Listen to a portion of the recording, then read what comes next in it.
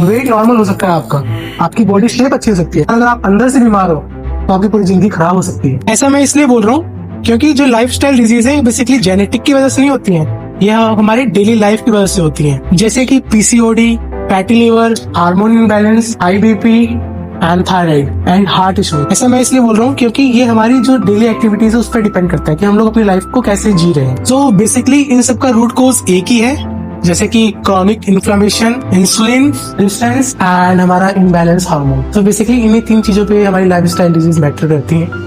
Lifestyle disease का सबसे dangerous part, क्योंकि इसमें हमें सिम्टम जब दिखता है जब हमारा डैमेज ऑलमोस्ट हो चुका होता है।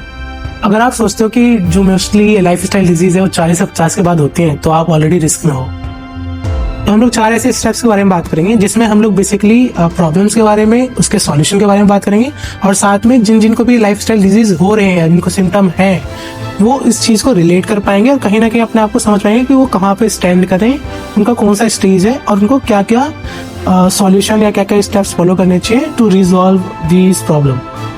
तो बेसिकली मैं 4 ऐसे टेस्ट के बारे में बता रहा हूँ आपको जिससे काफी कुछ आइडेंटिफाई कर सकते हो लाइफ स्टाइल डिजीज के बारे में। तो बेसिकली इस टेस्ट के बारे में या घर के पेरेंट्स हो या घर के जो भी अडल्ट हो उनको जरूर पता होना चाहिए क्योंकि उनके फैमिली मेंबर्स को कौन कौन सी डिजीज हो रहे हैं। सबसे पहला आता है हमारा HbA1c, जो बेसिकली शुगर या डायबिटीज से रिलेटेड जो आप फाइंड आउट कर सकते हो क्या मैं पैरामीटर से। बेसिकली जो ये टेस्ट होता है इसके अंदर अगर आपका जो HbA1c है 5.7 से नीचे रहता है तो आप डायबिटीज नहीं, आपको आप नॉर्मल पर्सनैलिटी हो, पर वो उससे ऊपर जाते हैं तो प्री डायबिटिक हो जाते हो और डायबिटीज के चांसेस भी डिक्लेयर हो जाते हैं। तो वो रेंज आपको आइडेंटिफाई करनी पड़ेगी, मैं डिस्क्रिप्शन में इसके बारे में मोर डिटेल्स डाल दूंगा। सेकंड हम लोग लिपिड प्रोफाइल के बारे में बात करेंगे जिसमें बेसिकली हम लोग अपने जो हार्ट की कंडीशन है उसके बारे में पता कर सकते हैं, हमारे जो कोलेस्ट्रॉल है उनके बारे में पता कर सकते हैं, HDL, LDL। बेसिकली इतने ज्यादा डेप्थ डिफिकल्ट टर्म्स में मत जाओ आप। बेसिकली इससे आपके हार्ट की कंडीशन पता चलती है, आपके कोलेस्ट्रॉल के बारे में पता चलता है कि वो हेल्दी है कि नहीं है, तो उसमें फैट जमा हो रहे हैं कि नहीं हो रहे हार्ट के अंदर ना, तो ये आपको पता चल जाएगा। इसका टेस्ट करवा सकते हो आप। हर टेस्ट के बारे में हम लोग बात करेंगे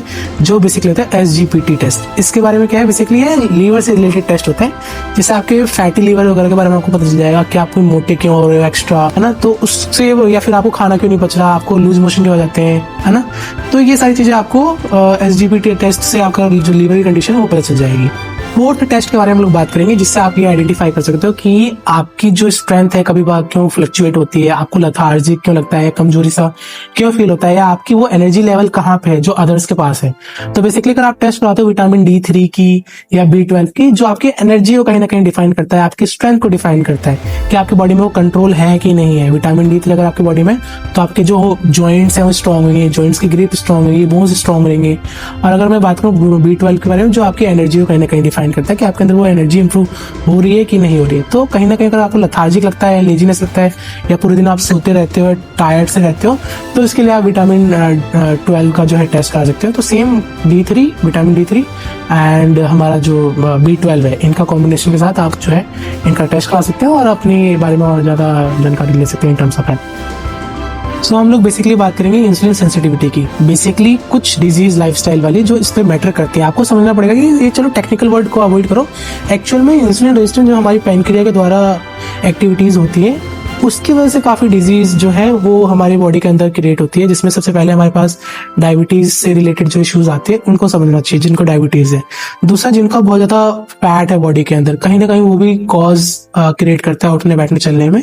तो ये दोनों चीज मोस्टली इस इंसुलिन की वजह से मैटर करती हैं, जो कि सिक्रेट किया जाता है पेनक्रिया, एक ऑर्गन होता है हमारी बॉडी के अंदर, उसके द्वारा। तो इतना साइंस में नहीं जाना, आपको समझना चाहिए कि इनको सॉल्व कैसे करें, इसका सॉल्यूशन क्या है। सॉल्यूशन ये है कि जितना स्मार्ट वे में आपकी जो पेनक्रिया इंसुलिन सिक्रेट करेंगे, है ना, या इंसुलिन रेजिस्टेंट करेंगे, उतनी ही अच्छी तरीके से आप जो है अपनी लाइफ को स्पेंड कर सकते हो। तो उसके लिए आपको बेसिकली 30-35 मिनट वॉक करोगे, जितनी अच्छी मूवमेंट, जितनी ज्यादा मूवमेंट करोगे उतनी अच्छी आपकी इंसुलिन रेजिस्टेंस कैपेसिटी रहेगी। तो उसके लिए आपको 30 से 35 मिनट्स तक वॉक करना चाहिए, जिम जाना चाहिए। सो बेसिकली अगर आप जिम जा रहे हो that is well and good, पर अगर जिम पॉसिबल नहीं है तो आपको स्ट्रेंथ ट्रेनिंग करनी चाहिए, जो कि आप घर पे भी कर सकते हो। जैसे स्ट्रेंथ ट्रेनिंग में आपके जो मतलब कि आप अपनी बॉडी के अलावा जो एक्सटर्नल वेट है उनके साथ ट्रेनिंग करते हो। तो आप छोटे मोटे डंबल ले सकते हो घर पे, अगर आपके पास डंबल्स नहीं है तो आप वाटर बोतल के साथ भी ट्रेन कर सकते हो। तो सिंपल आपको कुछ बॉडी पार्ट सेलेक्ट कर लेने चाहिए, जैसे चेस्ट, बैक, लेग्स या हाथ। इनके एक एक या दो एक्सरसाइज आप घर पे भी कर सकते हो वाटर बोतल के साथ, इंसुलिन रेजिस्टेंस कैपेसिटी को इम्प्रूव करने के लिए। So this is our first step. अगर आप एजेड हो या फिर मॉडरेट वेट में हो, या आप जिम जा सकते हो, एक्टिव हो, तो ये सारी एक्टिविटीज आपको करनी चाहिए, जिसकी वजह से आपको डायबिटीज या फैट गेन वाले इश्यूज कम होंगे। सो अब हम लोग बात करेंगे सेकंड स्टेप्स के बारे में, जिसमें बेसिकली हम लोग फोकस करेंगे ऐसे डिजीज के बारे में जो कि कहीं ना कहीं हमारी लाइफ में मैटर करती है, जिसमें सबसे पहले आता है जो बीपी और डायबिटीज हमारी है उनका बेस बनाती हैं। दूसरा हमारे अंदर जो इन्फ्लामेशन है उनको इंक्रीज करती है। एंड थर्ड, अगर मैं थर्ड स्टेप्स में बेसिकली वो फैटी लिवर को ट्रिगर करती हैं। तो ये सब कहीं ना कहीं एक ही कॉज करती है, बॉडी को हैवी बनाती हैं, बॉडी की जो स्वेलिंग है वो इंक्रीज करती हैं। जिसे आपने कभी देखा होगा कि किसी के काफ में, फीमेल में या मेल में आप प्रेस करते हो और थोड़ी देर बाद हाथ उठाते हो तो देखते हो वहाँ पे हल्का सा गड्ढा सा बन जाता है, वहाँ पे ब्लड नहीं व्हाइटनिंग सा आ जाता है ना। तो वो भी इन्फ्लेमेशन का ही पार्ट है, जिसकी वजह से उनकी बॉडी अच्छे से परफॉर्म नहीं कर पाती, बहुत फैटी बॉडी हो जाती है उनकी। तो ये सारी चीजें एक दूसरे से कनेक्टेड है, सेम जैसे लीवर ट्रिगर करता है हमारा फैटी एसिड्स, और सेम हमारा ये भी इन्फ्लेमेशन है ना। तो ये सब इंटरकनेक्टेड है। तो बेसिकली ये प्रॉब्लम से इनका सॉल्यूशन क्या है वो हमें समझना पड़ेगा, और इसके लिए हम लोग क्या कर सकते हैं। तो जो बेस मुझे लगता है इंडिया में हमारी बेसिकली है वो है रिफाइंड फूड और शुगर।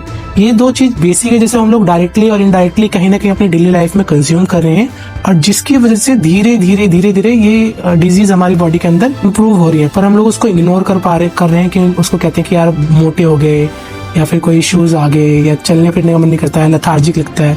तो वो सारा कहीं ना कहीं इसी की देन है। तो हमें इस चीज को समझना पड़ेगा कि कहीं ना कहीं हमें शुगर और रिफाइंड फूड इन दोनों चीजों को अवॉइड करना चाहिए, और इसके रिप्लेसमेंट में क्या करना चाहिए वो मैं बता। अब हम लोग इसके एग्जाम्पल के बारे में देखेंगे, बेसिकली कैसे हम लोग डायरेक्टली और इनडायरेक्टली कंज्यूम करते हैं। बेसिकली ये मिठाइयाँ, ये बिस्कुट्स, ये नमकीन, ये बेकरी आइटम्स, ये सारी जो चीजें हैं बेसिकली हम लोग कंज्यूम करते हैं अपनी डेली लाइफ में। तो ये उस चीज का कॉज है जिसमें शुगर भी है, रिफाइंड ऑयल भी है, और मल्टीपल सॉल्ट्स आइटम्स भी हैं, और एक्स्ट्रा केमिकल्स भी हैं जो हम लोग कंज्यूम करते हैं। तो ये हमें अवॉइड करना पड़ेगा, और हेल्थ के नाम पे ऐसे और भी ऑल्टरनेटिव्स बिकते हैं जिसको हम लोग कंज्यूम करते हैं। तो इन सबको अवॉइड करो, जिसकी वजह से हमें ऐसे डिजीज देखने को मिलते हैं। तो इसके रिप्लेसमेंट में हमें क्या लेना चाहिए हेल्दी चीज, वो मैं आपको बताता हूँ सॉल्यूशन। सो बेसिकली सॉल्यूशन में हम लोग बात करेंगे कि हम लोग कंज्यूम करेंगे प्रोटीन, फाइबर, होल फूड्स, जिसमें हमारे वेजीज हो जाएंगे। प्रोटीन में हम लोग इंडिया वेज में देख लो या नॉन वेज में देख लो, मल्टीपल ऑप्शन प्रोटीन्स के मार्केट में, वो कंज्यूम कर सकते हो आप। डेयरी प्रोडक्ट ले सकते हो आप, है ना। और फाइबर्स में कहूँ तो इसबगोल या फिर मल्टीपल सप्लीमेंट्स भी आने लग गए मार्केट में, आप वो सारी चीजें कंज्यूम कर सकते हो। और फाइबर वाला लिंक तो मैंने पहले ही वीडियो में दिया था, इसमें भी डिस्क्रिप्शन में डाल दूंगा, तो आप वो भी ले सकते हो। याद रखो जो सारे स्टेप्स मैंने बताए, अगर आप ये फॉलो करते हो, किसी को ये इश्यूज हैं, तो हो सकता है उनको प्रिवेंशन या फिर इन सब का रोकथाम बहुत बोरिंग लग सकता है अभी, पर एक्चुअल में आप बहुत अर्ली स्टेज पे हो, बहुत अच्छे स्टेज पे हो। क्योंकि अगर किसी को ये डिजीज हो जाता है तो इससे भी ज्यादा बोरिंग, साथ में डेंजरस हो जाता है उनकी लाइफ को स्पेंड करना। तो बेटर है जितने अर्ली स्टेज पे इसको स्टार्ट कर सको उतना बेटर। याद रखो प्रिवेंशन के साथ जीना बोरिंग लग सकता है, पर डिजीज के साथ अगर आप जी रहे हो तो और ज्यादा बोरिंग एंड चैलेंजिंग लग सकता है आपको। अगर आप बीपी, डायबिटीज या हार्मोन इम्बैलेंस की वजह से जो भी इश्यूज आपको फेस करने पड़ रहे हैं, अगर आप उसको रोकना चाहते हो तो आप इस सारे स्टेप्स को अच्छे से फॉलो करो, और आप मेरी वीडियो को लाइक, सब्सक्राइब एंड शेयर कर सकते हो।